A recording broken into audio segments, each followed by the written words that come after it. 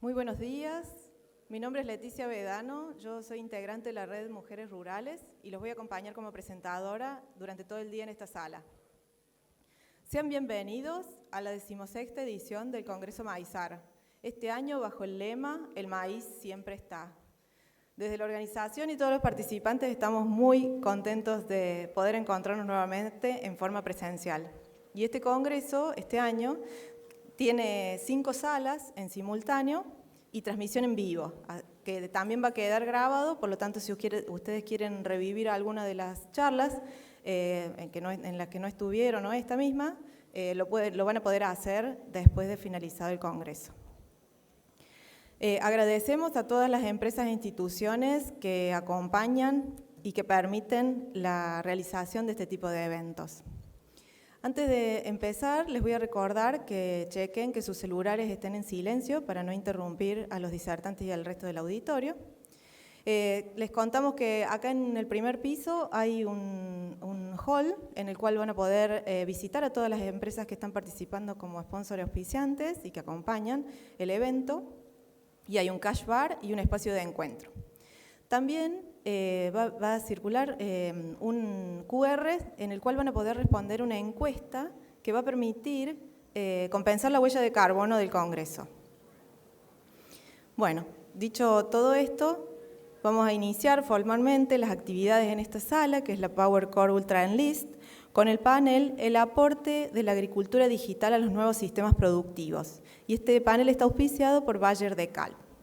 Invitamos a subir al escenario a Federico Bert, consultor del Instituto Iberoamericano de Cooperación Agrícola, que va a oficiar de moderador, el señor Néstor Dileo, profesor de Agronomía de Precisión en la Universidad Nacional de Rosario y la Universidad Nacional de Villa María, asesor de Actec Alvis, Nahuel Peralta, gerente ejecutivo de maíz y sorgo de Bayer Conosur, Esteban Tronfi, fundador de Rabbit Agro, y a Gabriel Tinguitela, director del programa BitLab de CREA.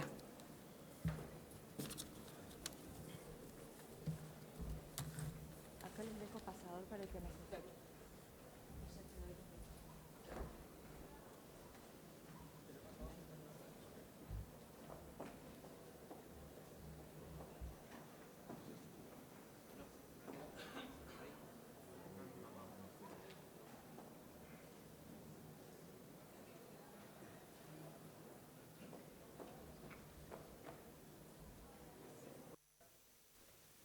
¿Hola? Perfecto. Bueno, muy buenos días. Federico Bert es mi nombre, como me presentaron. Actualmente coordino todo lo que tiene que ver con agricultura digital en el ICA, en el Instituto Interamericano de Cooperación para la Agricultura, en su sede central en Costa Rica. Estoy muy contento de estar acá, de reencontrarnos. Hacía rato que no participaba en un evento presencial como este.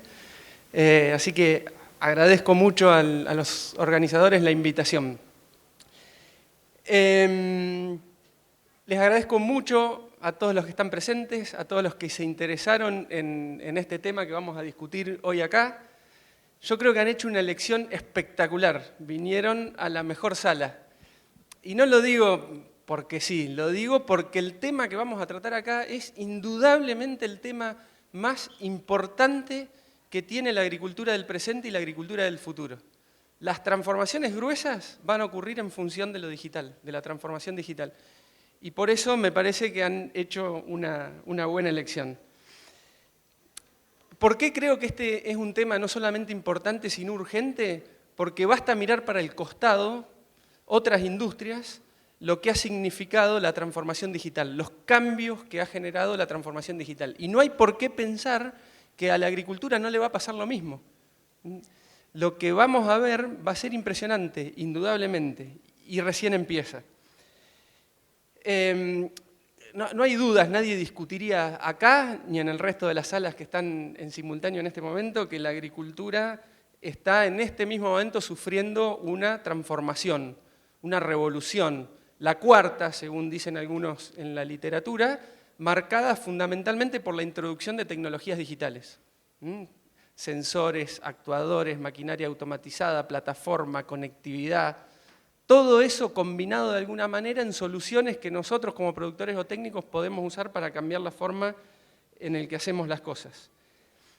No hay dudas, nadie discutiría de que la transformación digital de la agricultura trae innumerables beneficios. Yo personalmente creo que es la principal herramienta que tiene la humanidad para enfrentar los desafíos alimentarios y energéticos que tiene en el presente y más aún en el futuro. No hay dudas.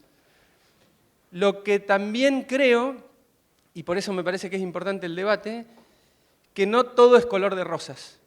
Que si uno mira las transformaciones digitales que ocurrieron en otras industrias, también hubo cosas que uno quisiera evitar.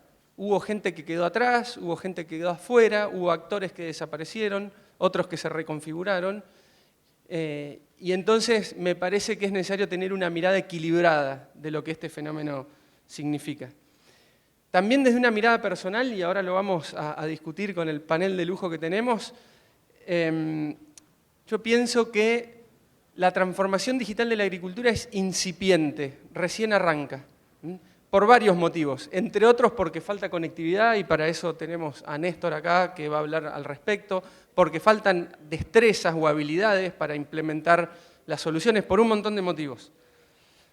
Pero también pienso que es absolutamente inminente e inevitable. Es impensable imaginar un futuro en el cual cada día no sea más digital que el anterior. Es absolutamente impensable eso. Y creo que este es el momento de discutir cómo nos paramos frente a la transformación. ¿Por qué? Porque recién empieza. ¿Y por qué? Porque es inevitable. Entonces, de alguna manera, planificarlo es lo mejor que podemos hacer. ¿Y para qué? Para que pase de manera dinámica, porque queremos obtener cuanto antes los beneficios, pero también para que tenga el menor impacto negativo posible. Sostengo la idea de mirar este fenómeno de un modo equilibrado. Entonces, sin mucho más, estas premisas generales que discutimos o estas ideas generales que discutimos con el resto del panel, son las que le dan sustento a la discusión que vamos a tener hoy, al intercambio que vamos a tener hoy.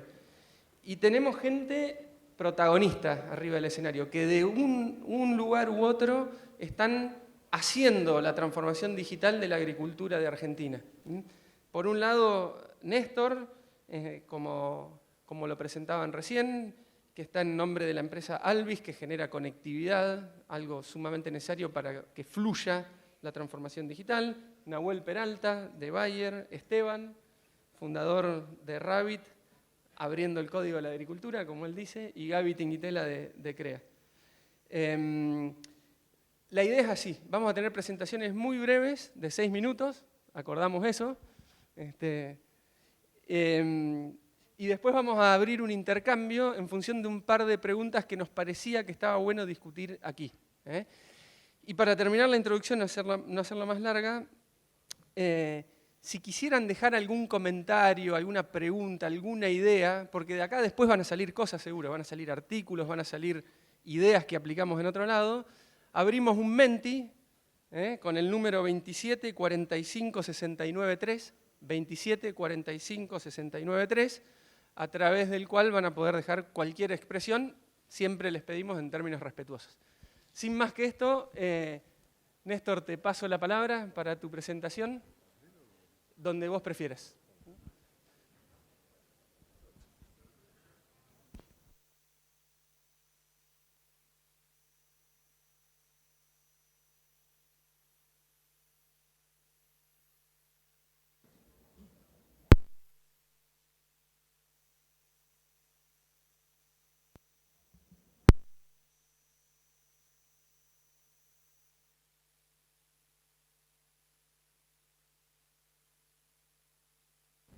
Hola. Bueno, buenos días a todas y todos. Es un placer para mí estar aquí ante ustedes. Muchas gracias a la organización, muchas gracias Federico. Bueno, mi aporte aquí al panel tiene que ver con, de alguna manera, contarles a ustedes lo que respecta a una parte de la agricultura digital que tiene que ver con justamente la conectividad, la transmisión de datos, todo lo que tenga que ver con interrelacionar distintos sensores, distintos elementos y equipos de análisis, etcétera, etcétera, ¿no? Un poco el título de la presentación intenta provocar la reflexión, en el sentido de que vayamos pensando de alguna manera cuántas aplicaciones, cuántas situaciones técnicas y productivas en el campo, por ahí no las estamos pudiendo de alguna manera aprovechar del todo por falta de conectividad. Bueno, un poco la implicancia de la agricultura digital, ¿no? Bueno, en este panel se va a hablar suficientemente del tema. La tecnificación en el agro, como todos sabemos aquí, comenzó hace varios años a partir de distintas instancias tecnológicas, sobre todo la informática, el ingreso de la informática en conjunción con la maquinaria.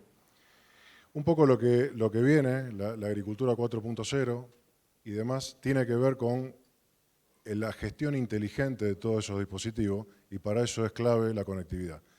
Pero digamos, más allá de las cuestiones técnicas, lo que me interesa resaltar aquí es que en el campo viven personas que a su vez también para las actividades cotidianas de su vida, educación, cultura, etcétera, etcétera, etcétera, también requieren de conectividad.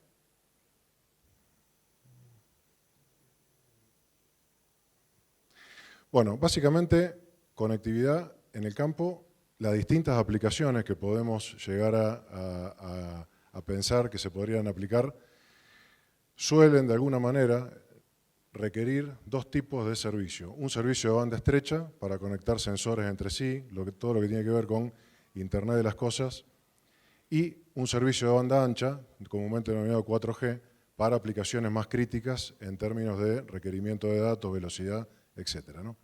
Entonces, de alguna manera, el campo inteligente solo será si está conectado. Entonces, aquí un poco la idea es pensar qué nos estaría faltando. Bueno, en el ámbito rural sabemos que hay un déficit importante de conectividad. Un estudio de INTA, por ejemplo, indica que el 40% de los parajes rurales directamente no tiene conectividad, y la pregunta que nos hacemos es qué pasa en las viviendas aisladas a campo o en las instalaciones, ¿no? Probablemente ese porcentaje sea bastante mayor. ¿Qué tenemos ahora disponible? Tenemos tecnología que no es tan segura o no es tan satisfactoria como la que está viniendo de la mano de Alvis. Por ejemplo, lo que es 2G, GPRS, que se está apagando, es la tecnología antigua de los celulares antiguos, o el protocolo Low Range, LoRa, que por ahí es una banda no licenciada con algunas situaciones de estrechez en la transmisión de datos y algunas situaciones de inseguridad. Esto es de parte de la banda estrecha, ¿no? En cuanto a banda ancha, hay un tema con las grandes empresas de telecomunicaciones que, por una cuestión de densidad de usuarios, probablemente no extiendan una red celular en los ámbitos rurales. Y por otro lado, los servicios satelitales, bueno, todavía son algo caros. La cobertura es muy interesante, pero son algo caros y el ancho de banda no es todavía del todo satisfactorio, ¿no?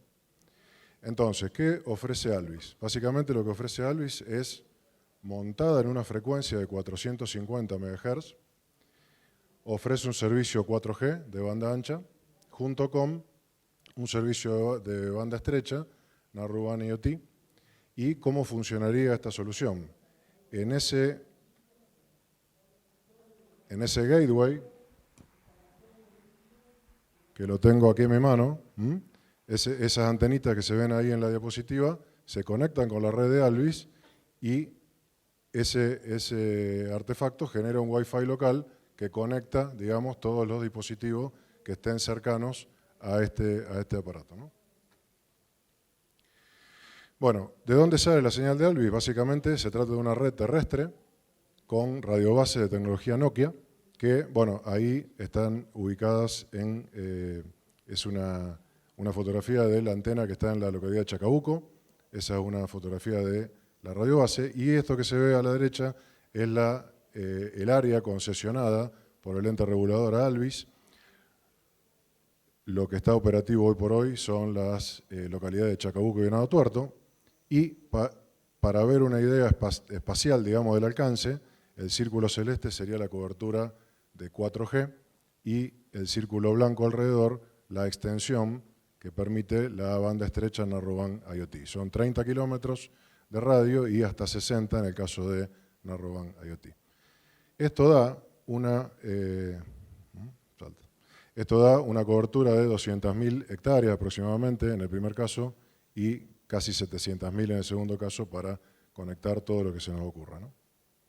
Bueno, los beneficios son, ustedes lo imaginarán, digamos, desde cuestiones de trazabilidad y blockchain hasta control de seguridad, robos, monitoreo de silo bolsa, etcétera, ¿no? O sea, un montón de aplicaciones críticas hoy por hoy necesitan conectividad de calidad y adecuada, digamos, en cuanto a ancho de banda, ¿no?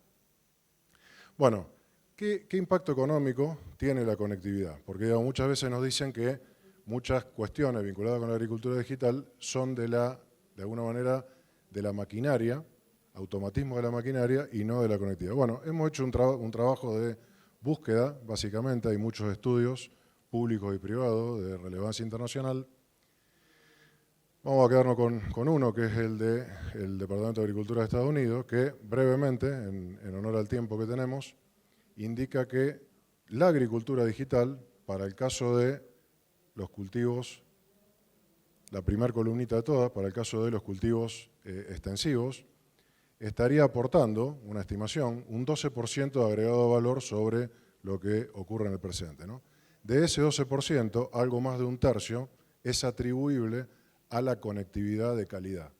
O sea, para captar todo el valor de la agricultura digital, de alguna manera es necesaria la conectividad para que todo eso se articule de manera satisfactoria.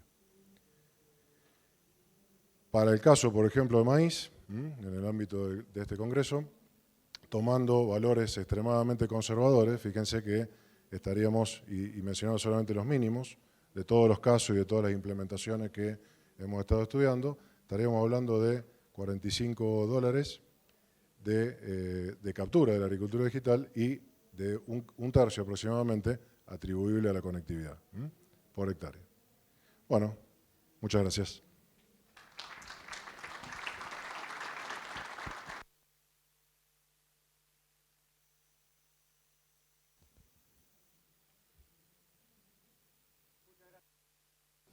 Ahí está, hola. Muchas gracias, Néstor. Gracias también por cumplir los tiempos. No me animaba mucho a decirle a Néstor en malos términos que tenía que cumplir el término por razones obvias. Mientras se va preparando Nahuel, me quedo con el título de Néstor, sin conectividad no hay transformación digital, y sumar un dato de un estudio que hicimos con IICA hace un año. Cuando uno levanta la vista y ve toda América Latina y el Caribe, la situación es más desesperante todavía. Solo 63% de la población rural o vinculada a cuestiones rurales no tiene conectividad significativa. Y entonces, si sin conectividad no hay transformación digital, cuesta mucho proyectar la transformación actualmente con los niveles de conectividad que vemos. Nahuel, todo tuyo.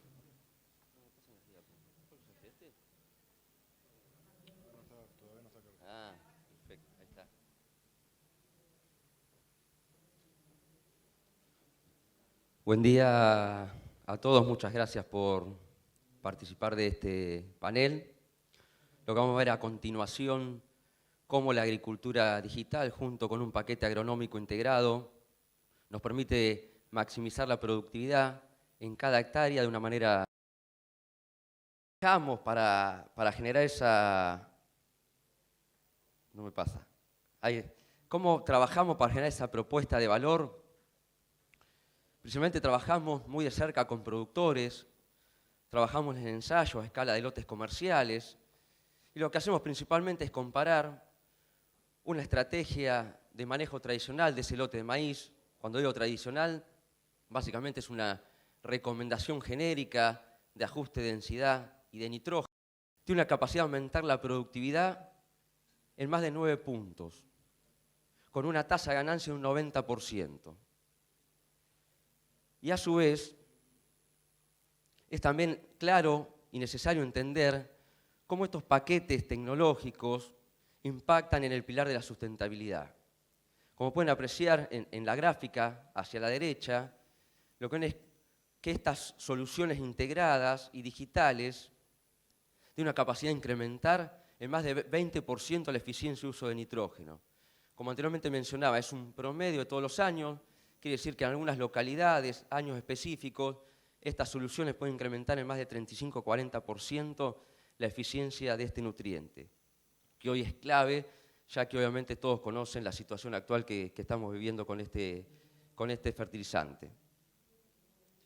Y otro punto clave, cuando trabajamos en el concepto de la propuesta de valor y transformamos ese aumento en productividad, ese aumento en lo que es la eficiencia de uso, lo transformamos en métricas económicas, lo que podemos observar es que los usuarios pueden capturar entre un 35 a $105 de margen por hectárea. Y a continuación, muy brevemente, déjenme compartirles cuál es el flujo de estas recomendaciones, que realmente son muy sencillas y amigables a la hora de aplicarlas en cada lote. Lo único simplemente se necesita es un teléfono, un smartphone para hacer la solicitud de este tipo de soluciones. Básicamente son 4 pasos. El primer paso se basa en hacer una buena caracterización ambiental de ese lote. El segundo punto es hacer la selección del híbrido y ajustar la densidad óptima en cada ambiente del lote. Y después empezamos a trabajar con el pilar de la nutrición con foco en nitrógeno. ¿Cómo lo hacemos? Trabajando con herramientas digitales, principalmente imágenes satelitales, que lo que hacen es ir monitoreando cómo está el estatus de nitrógeno de ese lote, de ese cultivo de maíz, en cada ambiente de productividad. Y lo que hacemos es transformar ese preciso diagnóstico en una recomendación sencilla, dinámica y fácil de aplicar en cada lote. Y algunos aprendizajes que hemos ido generando en estos años de experimentación es que hoy tenemos una base muy grande de datos, lo cual esto nos lleva a trabajar con modelos estadísticos muy robustos, asociados a modelos de aprendizaje automático. A su vez, obviamente, trabajamos con plataformas digitales para poder hacerles llegar este tipo de soluciones a los productores o usuarios y que todos los datos estén conectados. Y cuando digo datos, desde los datos de gabinete como los datos de campo. Y a su vez, como trabajamos día a día con los productores, lo que vamos haciendo es alimentarnos y retroalimentándonos con los comentarios o feedback que nos hacen llegar. ¿Para qué? Para hacer más simple y ágil la parte operativa o implementación de este tipo de soluciones. Y a su vez, lo que tenemos mucho foco en lo que es en escalabilidad y simplicidad a la hora de aplicar esta tecnología. Para ir ya finalizando, me gustaría compartirles cuál es la experiencia de los usuarios, es decir, la experiencia de los productores cuando aplicaron estas soluciones integradas en sus lotes. Principalmente, el rendimiento y el costo fue lo que motivó a tomar la decisión de los productores a sumarse a este programa. Más del 85% de los productores se van a volver a sumar el año siguiente. ¿Por qué? Porque tuvieron una excelente a muy buena experiencia de usuario. Finalmente, algunos mensajes claves que me gustaría que se lleven de esta presentación es que estas soluciones permitieron incrementar la productividad de una manera eficiente, por lo tanto podemos generar sistemas agronómicos sustentables. A su vez son recomendaciones muy fáciles o amigables para aplicar en cada hectárea dentro del lote y finalmente gran parte de los productores están dispuestos a incorporar este paquete tecnológico. Muchas gracias y más tarde vamos a seguir discutiendo sobre el tema.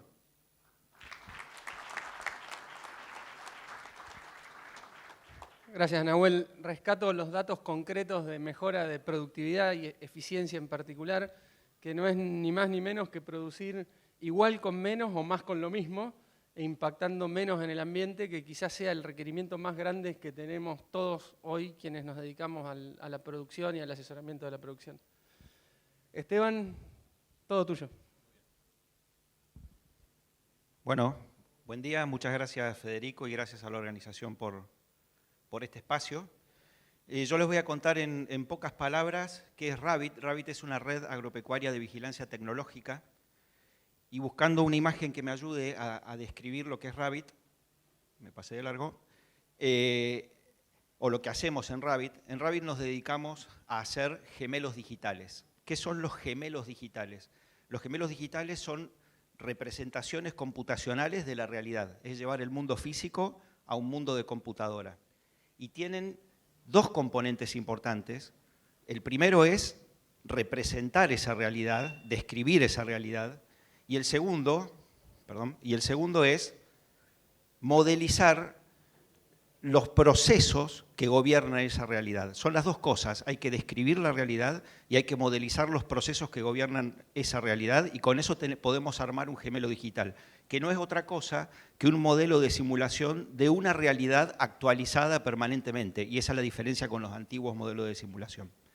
Eso es lo que nos dedicamos a hacer en Rabbit, y les quiero contar, no me llevo bien con el botón, les quiero contar hasta dónde avanzamos. Nosotros tenemos ya un prototipo de un modelo, de un gemelo digital para hacer maíz en el norte de Córdoba, que es donde en el centro norte de Córdoba, que es donde empezamos con Rabbit, y cumplimos los dos requisitos. Primero, hipersensorizamos 50 lotes de maíz durante 3 campañas, el primer paso fue largo, durante 3 campañas hipersensorizamos 50 lotes de maíz, y esa fue nuestra creación del ambiente de datos ricos que nos permitió describir la realidad. Y el segundo componente, desempolvamos el concepto de los sistemas expertos y digitalizamos la forma de razonar, la forma de entender el cultivo de maíz, concretamente de Emilio Satorre. Juntamos un Emilio Satorre digitalizado, juntamos una realidad digitalizada y tenemos un modelo digital que nos permite manejar el maíz, nos permite simular el manejo del maíz en el norte de Córdoba con las ventajas que eso tiene, ¿no? O sea, yo en el mundo digital simulo que alquilo un campo, simulo que le pongo tal tecnología, simulo que lo siembro en tan fecha y puedo ver mis resultados antes de experimentar mis decisiones en la realidad donde se produce el impacto económico. ¿Cómo seguimos para adelante? De todo este concepto de crear gemelos digitales, que nosotros lo queremos llevar a todo el país y queremos que no sea solamente Emilio Satorre, el científico con su gemelo digital, sino que haya otros científicos también. Lo limitante, lo caro de todo esto es describir la realidad, la parte de crear ambiente de datos ricos. Entonces nosotros estamos pensando en una estrategia donde en forma colaborativa se cree el ambiente de datos ricos. Algunos productores aportan unos datos, otros productores aportan otros datos. Eso hace que sea liviano económicamente para todos, y esos productores que conforman la red funcionan como antenas de conocimiento que transmiten el conocimiento al resto de los agricultores, permiten que el resto de los agricultores puedan utilizar los gemelos digitales para tomar decisiones. Gracias. Impecable, Esteban. Muchísimas gracias, Esteban. Un montón de cosas podría rescatar, pero hay algo fundamental, me parece, en lo que plantea Esteban, que es el arte que está practicando de combinar la inteligencia artificial con la inteligencia humana, algo que para mí va a ser irreemplazable. Siempre va a haber algún tipo de equilibrio dinámico entre ambas inteligencias y nunca, desde mi mirada personal, una va a reemplazar por completo a la otra. Sin más, le paso a mi amigo Gaby Tinguitela para lo suyo. Bueno, muchas gracias. Buen día. Y gracias a los organizadores por la convocatoria y a vos también, Fede.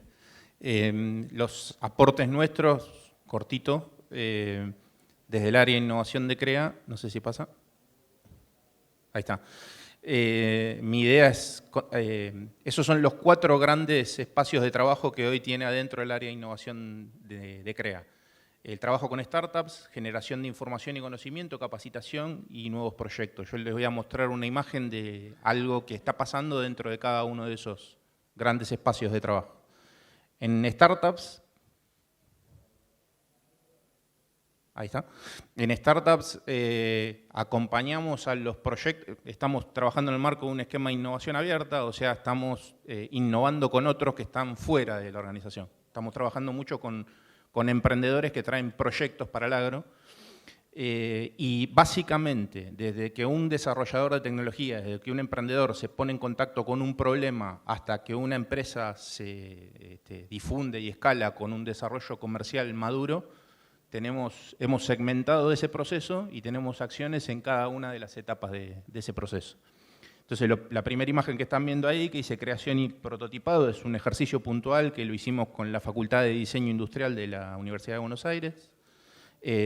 Básicamente llevamos los problemas y los desafíos del agro a los lugares donde hay capacidades para desarrollar tecnología, para que sean, en ese caso, los estudiantes de diseño industrial los que propongan nuevos prototipos de soluciones a problemas de agro. Hay una incubadora dentro de CREA, esa es una imagen de uno de los talleres de capacitación a una de las camadas que se incubó en CREA. Van 8 ediciones ya del programa de incubación desde que arrancó. La tercera imagen dice testeo y validación.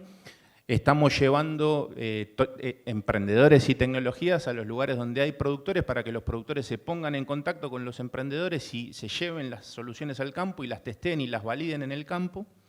Y en la última imagen que dice difusión y escalamiento, bueno, cuando los emprendedores, cuando los proyectos, cuando las tecnologías están maduras, lo que hacemos es tratar de ponerlos en contacto con potenciales usuarios o incluso con potenciales inversores que pueden estar dentro del país o incluso hasta fuera del país.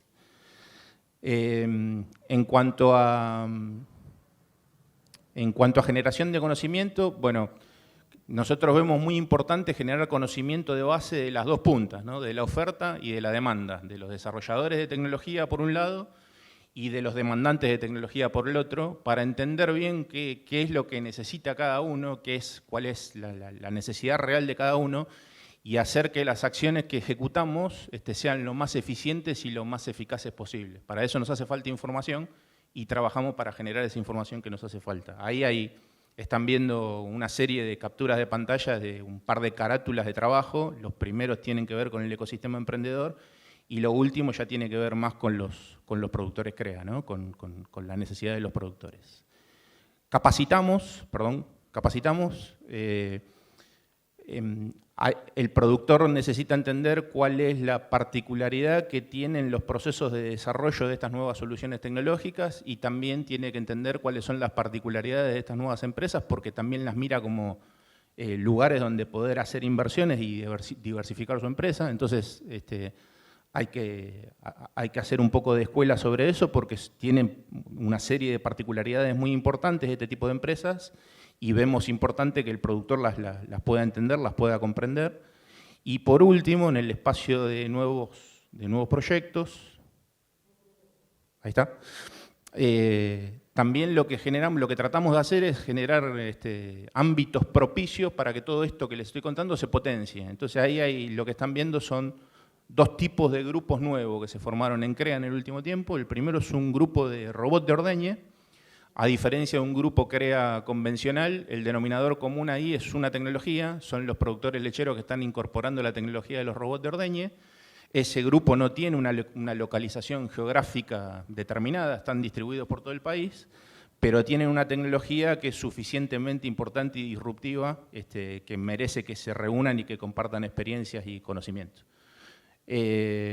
Y la otra foto es de un grupo de startups, la mayoría de ellas fueron startups que se incubaron dentro de la incubadora de CREA, y de vuelta, ahí ese grupo es muy importante porque los emprendedores en ese estadio de desarrollo necesitan mucho trabajo en conjunto, mucho soporte para poder consolidar lo que están haciendo. Entonces, en estos lugares se generan ámbitos propicios para que los procesos de difusión de tecnología, de adopción de tecnología, fluyan más y mejor, el grupo de los robots de ordeñe, y en el grupo de startup lo que sucede es que esos ámbitos son muy buenos para que ahí se fortalezcan los procesos de desarrollo de tecnología. Entonces crean los ámbitos propicios para que las cosas pasen más y mejor. Y eso es todo. Gracias.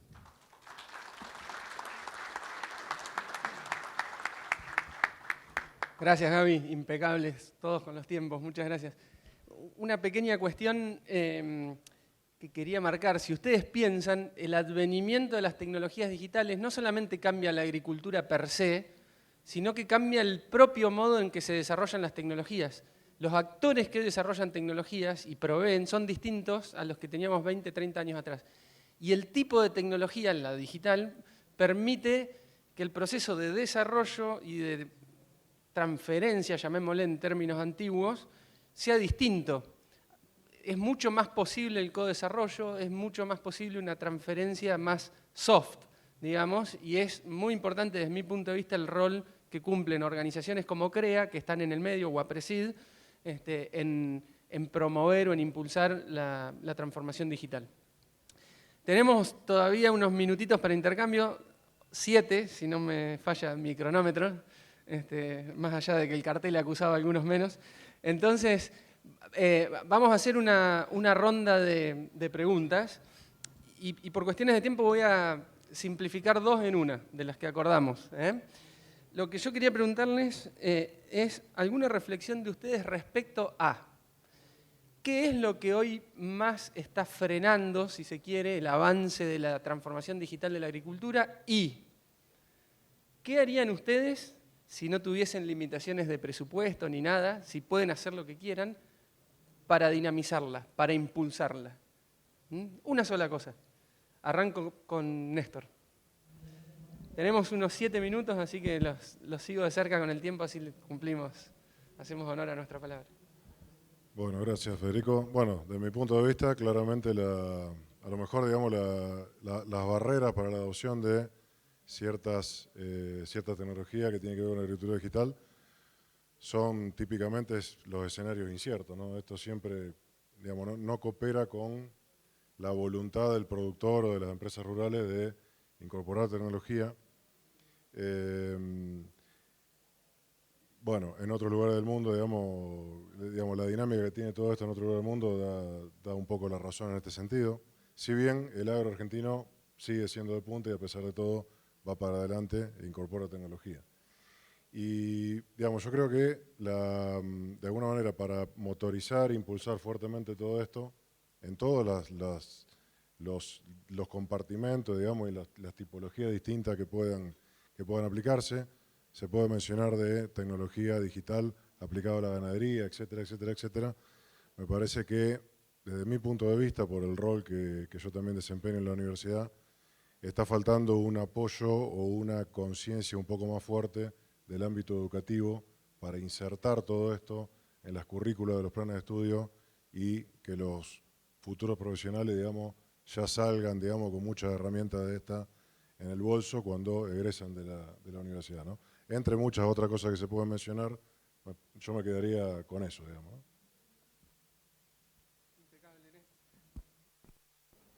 Ahí estamos. Muchísimas gracias, Néstor, impecable. ¿Nahuel? Perfecto. En mi caso, mi visión en cuanto a los principales bloqueadores, ¿no?, de este proceso de transformación digital, creo que son, o puedo mapear 2 grandes piedras, si querés, o bloqueadores. Uno creo que es el mindset o la mentalidad digital.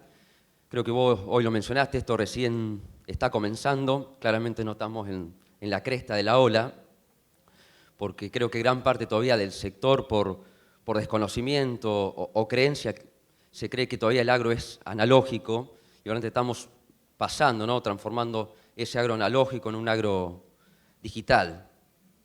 Y como todo cambio, creo que esto es un movimiento cultural, va a pasar 5, 10, 50, hasta 100 años.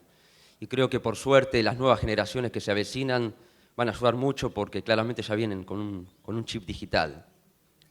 Y el otro punto, muy rápido, creo que es un factor que muchas veces bloquea, es la percepción de los beneficios que trae la agricultura digital. Creo que hoy todavía muchas veces los potenciales usuarios de este tipo de tecnología no llegan a capturar tangiblemente el valor o la propuesta de valor. Creo que somos muy buenos técnicos, muy buenos agrónomos, pero malos comunicadores. Entonces, me parece que tenemos que trabajar en el concepto de generar más propuestas de valor con un concepto más de plug and play. Y finalmente, un poco, ¿qué se podría hacer para romper estas barreras o eliminar estos bloques? Es principalmente trabajar más en lo que es transferencia de información o conocimiento, principalmente hasta desde las casas mismas de estudio, de distintas casas o escuelas de grado, posgrado, trabajar en lo que es materias o currículas digitales y sobre todo potenciar la interacción entre el sector público y privado para verdaderamente empezar a trabajar más conectados y generar soluciones digitales que estén al alcance de todos los usuarios. Muchas gracias, Nahuel. Esteban. Bueno, me dejaron casi sin palabras. Yo creo que, a ver, en cuanto a la primera parte de la pregunta, es es un mapa complejo de un montón de causas-efectos que se van encadenando. Creo que hay muchas causas-efectos que no están funcionando bien. Pero si tengo que elegir, digamos, me quedo, esas causas-efectos terminan en una punta de la pirámide, que es el productor agropecuario, y si tengo que elegir una, me quedo con lo que decía recién Nahuel, sobre que los que estamos trabajando en esto tenemos que hacer soluciones que les sirvan, que sean más fáciles de usar, que muestren más los resultados al productor agropecuario. Yo elijo esa. Y en cuanto a qué podría pasar, también creo como Nahuel que acá hay una cuestión de tiempo. En las olas de la innovación, cuando, no sé, surgió el tema de los fertilizantes, a ninguno se nos hubiese ocurrido poner una fábrica de fertilizantes, y ahora a muchos se nos ocurre hacer AgTech. O sea, no creo que seamos todos aptos, creo que hay un tiempo de maduración que tiene que transcurrir, y ayudaría ese tiempo de maduración con políticas de Estado. Yo creo que acá el Estado tiene que estar muy presente porque hay problemas de comunicación, porque hay problemas de educación, porque hay muchas cosas, hay problemas de falta de información. Creo que hay muchas cosas que se resuelven con políticas de Estado.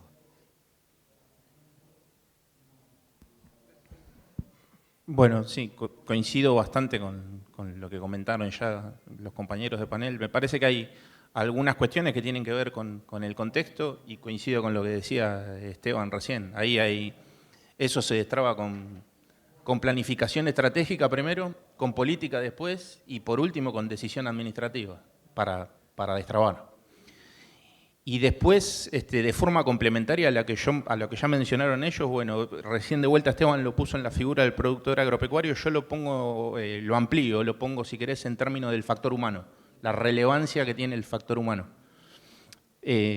Mucha gente no se puede pensar digital, o sea, transformarse digitalmente implica pensar el modelo de negocio y pensar la empresa intervenida por todas estas nuevas soluciones digitales. Y hay cuestiones del entorno, del contexto, de lo macro, que te impiden pensarte digitalmente. Entonces ahí ya tenés una traba importante. Pero incluso cuando la superas esa traba, después te topás con algunas otras cosas como puede llegar a ser, no sé, la decisión de afrontar el cambio. Vos para innovar, innovar significa implementar cambios, ¿no? Digamos, entonces ahí ya tenés otra limitación importante. Incluso tomando esa decisión, de tomar la decisión de cambiar, después te encontrás que quizá no hay gente idónea para implementar el campo, o peor aún, quizá no hay gente con el tiempo necesario, con tiempo disponible como para poder liderar estos procesos de cambio dentro de las empresas. Y una cosa no menor que no tenemos que perder de vista es que me parece a mí que la transformación anterior, que fue la transformación de los organismos genéticamente modificados, la soja, el glifosato, qué sé yo, no dejó de ser una transformación analógica, y esta es digital. Y entonces hay una brecha de capacidades por saldar que no la vamos a resolver como resolvimos la anterior. Hay que capacitarse específicamente en algunas cuestiones en las que tenemos que hacer una serie de esfuerzos particulares. La tiene que hacer el productor, la tiene que hacer el desarrollador de tecnología. El desarrollador de tecnología no te puede dar una tecnología y dejártela, te tiene que acompañar en ese proceso. Y el productor también tiene que hacer cosas para poder acompañar ese proceso que demandan la incorporación de capacidades para poder gestionar eso. Muchas gracias, Gaby. Me miran amenazante para terminar. Se nos ha terminado el tiempo. Da para muchísimo más esto. Y tengo una propuesta para cerrar, dado que no podemos tener palabras de cierre, que es que si los compañeros del panel me ayudan y me acompañan, podemos armar un pequeño articulito rescatando las principales ideas del panel, en el que podamos incluir también los comentarios que puedan haber llegado vía Menti. Si es que llegaron, va a seguir abierto, lo vamos a estar mirando y tomo la posta de poder hacer ese cierre escrito en el próximo tiempo. No le voy a poner, por las dudas, ni semanas ni meses. Bueno, muchísimas gracias, un placer tenerlos acá. Espero que les haya servido y bienvenidas ideas que enriquezcan esta discusión. Gracias.